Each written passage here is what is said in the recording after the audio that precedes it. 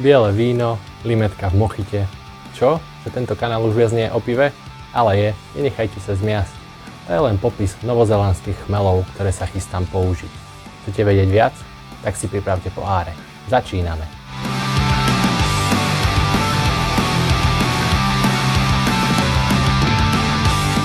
V prvom rade vám priblížim, aké chmele mám na mysli. Je to Motueka a Nelson Sauvin. Motueka je hlavne o tej limetke a mochite, pričom Nelson Sauvin je zase o bielom hrozne a bielom víne. Ja ich mám vo forme kryopeliet, čo je vlastne koncentrovanejšia a teda aj silnejšia verzia ako klasické chmelové pelety. A na tú chuť a vôňu sa už teraz brutálne teším. A okrem toho je to teda novinka od Lallemandu, sú to kvasnice House Ale, ktoré by mali byť plus minus niečo ako USO 5, s tým, že by mali byť o niečo výkonnejšie a hádam aj čistejšie. Uvidíme. Každopádne má to byť novozélandský Pale Ale. Tak, poďme na to. Poďme variť. Začínam s 15 ml filtrovanej vody, ktorú som si upravil na výsledný pomer 1:3, a to konkrétne 30 mg na liter chloridov a 90 mg na liter síranov. 4 kg sladu, konkrétne 90% extra pale, 7% pšeničného sladu a 3% kyslého sladu pridávam do vody o teplote 67 stupňov Celzia a začínam rmutovanie na teplote 63 stupňov Celzia na 40 minút. Následne pridávam 5 litrov vriacej vody a pokračujem rmutovaní na teplote 72 stupňov Celzia, kde držím dielo 20 minút. Pridávam ďalších 5 litrov vriacej vody a držím dielo pri teplote 77 stupňov Celzia asi 5 minút, po ktorých už len vyberám slad a prelievam asi 3 litrami horúcej vody, tak aby som dosiahol 25 litrov sladiny a prechádzam k chmeľovaru. Chmeľovar robím 60 minútový, kde na začiatku pridám 10 g chmelu šinok, čo by malo pridať asi 15 ibu. Po skončení chmeľovaru nechám hladinu klesnúť k 80 stupňom Celzia a pridávam 30 g kryochmelu Motueka a 30 g kryochmelu Nelson Sauvin do hopstandu na 30 minút, čo by malo pridať ďalších 20 ibu, čo je vo výsledku asi 35 ibu. Po hopstande hladinu schladím na 20 stupňov Celzia a stočím do fermentačnej nádoby. Zároveň pridávam kvasnice House Ale od Lallemandu. OG mladiny bolo na hodnote 1,050 a pH 5,36. Kvasenie prebiehalo 10 dní pri teplote 20 stupňov Celzia, o ktorých som urobil cold crash na 3 dni a následne stočil do kagu. Po prekvasení malo pivo FG 1007 a teda asi 5,6% alkoholu. pH skončilo na hodnote asi 3,97.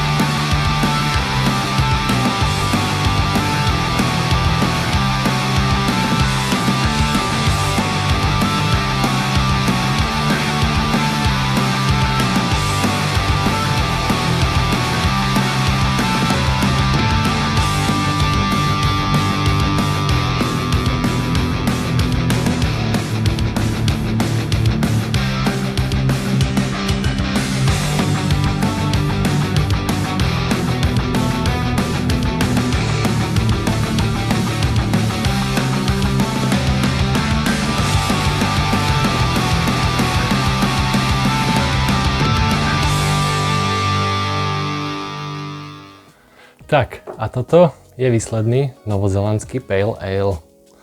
Pozrime sa na tú krásu. Čo je to za pivko? Vyzerá to výborne však.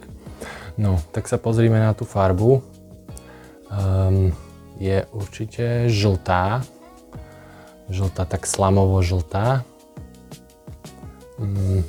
Pena je pekná biela. Ja by som povedal, že až snehobiela, je fakt čistá. Nemá ani náznaky nejakého tmavšieho sfarbenia, netrkastého alebo nejakého bežového, je to čisto biela. Okrem toho teda pivo je pomerne číre, ako môžete vidieť. Nie je 100% číre, ale je číre pomerne pekne, dá sa cez to dobre vidieť. A ako som už spomínal, žltá, taká slamová farba. horšom svetle je taká dosť zlatistá, ale v lepšom je fakt žltá, taká slamová, ako som spomínal. No poďme na to, ako to vonia. To vonia krásne. No, čím začať? Vo voni cítim najmä citrusy a trochu kvetiny. Citrusy na štýl, nie určite pomaranč ani nič takéto, ale skôr na štýl limetky citrónu, ale to vlastne očakávame aj v týchto chmeloch asi. Či je tam to mojito, to neviem, musím si niekde dať mojito, aby som zistil, ako to vlastne vonia a chutí, ale tá limetka tam je s citrónom a kvetiny sú v pozadí. Je tam samozrejme aj to hrozno s tým vinným charakterom. Je to fakt iba tento charakter v tom cítim. Možno jemnú sladovosť, ale nie sladovosť kvázi chlebnatosť alebo niečo také, lebo však ani to tam nemá prečo byť, ale takú sladkosť. Príjemný, sladký, čistý charakter svetlého sladu. To je krásne voňavé. Ale ako spomínam, hlavne teda tie kvetiny a citrón, limetka a trochu do toho hrozna. Alebo teda vína. Dobre, poďme teda na to, ako to bude v ústach vnímať. Stredne nasýtené. Je to super. Trošku by som pridal možno na nasýtení, kvôli tomu, že tam má byť kvázi letné pivo, alebo teda jarné, keďže je jar, ale také na tie dlhé slnečné dni posedenia na slnku, keď je teplo a chcete zahnať smäd. Telo je pomerne ľahké, alebo takmer žiadne by som povedal, ale je tam dosť sladkosti cítiť z toho sladu. A horkosť je stredná, tak akurát. Za mňa by som práve že ešte pridal, ale tak nie sme v hranici IPA, sme klasicky v Pale Ale, takže nechceme to prehnanie horké, ale poďme ďalej k tej chuti, toho ako to chutí celé. V chuti cítiť najmä živicu, borovicu, takú jemný greb, trochu ihličia. Predpokladám, že z toho chmelu šinok, ktorý tam bol na horkosť, pretože nie úplne to akože súznie s tým novozélandským chmelom. V rámci novozélandských chmelov tam cítiť tú jemnú limetku, aj ten vinný charakter, alebo teda hrozno, ale takéto sladké hrozno, príjemné, chutné, nie kyslé. To je asi celé, čo z toho cítim. Zaujímavé, veľmi zaujímavé, prudko piteľné, svieže pivo. Trošku sa bijú tie chmely, jednak šinok na horkosť, ktorý dodáva živicu, borovicovosť a trochu toho grepu, s tým, že tie novozélandské sú skôr teda tá limetka a to hrozno. Tie novozélandské chmele sú skôr také elegantné, jemné, jednoduché by som nazval, pričom ten americký je skôr taký tučnejší, výraznejší a nie je až taký elegantný, taký jemný, ale je taký silnejší, výrazný. Ale je to veľmi príjemné, chuťovo super, vybalancované. Nevidím v tom žiadny problém. Tiež by bolo trochu čírejšie, ale podľa mňa je pomerne dosť číre. Netreba s tým nič robiť. Čo k tomu dodať? Tie kryochmele do hopstandu, pozor na to, bol to iba hopstand, žiaden dry hop. A aj tak je to výrazne akože nachmelené. Cítiť tú vôňu z diaľky, poviem to tak. A není to ani teda zastudené chmelené. Poďme si to prejsť teda recept. Začali sme so sladom. Základný slad som zvolil Extra Pale od Crispu, čo je v podstate svetlejší Pale Ale slad. Zanecháva iba v podstate sladkosť. Nemá tam žiadnu prílišnú sladovosť, ani chlebnatosť, ani medovosť, ani nič také. K tomu teda pšeničný, ten tam pridal trošku toho charakteru tým štýlom, že mám pocit, že je tam trochu jemného akože pšeničného charakteru, ale ja by som to nazval ako korenistosť, možno jemná, ale neviem to inak nazvať ako korenie. Je trošku taký drsnejší ten slad, že je taký výraznejší, ale je dobrý, nevadí to vôbec. pridáva to na plnosti a zaujímavosti toho piva. 7% je aj tak skoro nič, človek ani nevie, že tam takmer je. V rámci chmelenia šinok na horkosť, iba 60 minútový, on iba toto na chmelovar. Okrem toho teda hop stand s novozelandskými chmelmi.